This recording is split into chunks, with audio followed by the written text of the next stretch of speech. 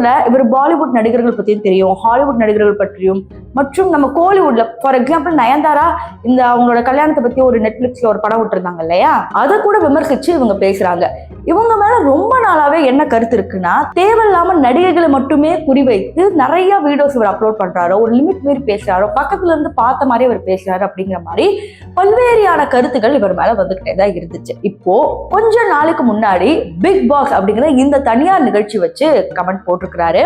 அந்த வீடியோல என்னென்ன இருக்கு அப்படின்னா, நிறைய கமெண்ட் சொல்லியிருக்காங்க. இந்த மாதிரி பார்வதி வந்து அந்த மாதிரி இந்த மாதிரி அப்படின்னு பெண்களை ஏதாவது கொச்சைப்படுத்துற வார்த்தைகள்ல இவர் பேசியிருக்கிறாரு. அதை எடுத்து ஸ்டோரியாவும் இவர் போட்டிருக்கிறதா வந்து விமர்சனம். இப்ப இதுல என்ன ஆகுதுன்னு பாத்தீங்கன்னா, பார்வதியோட ஃபேன் அவங்க வந்து இவருக்கு மெசேஜ் அனுப்பியிருக்கிறாங்க.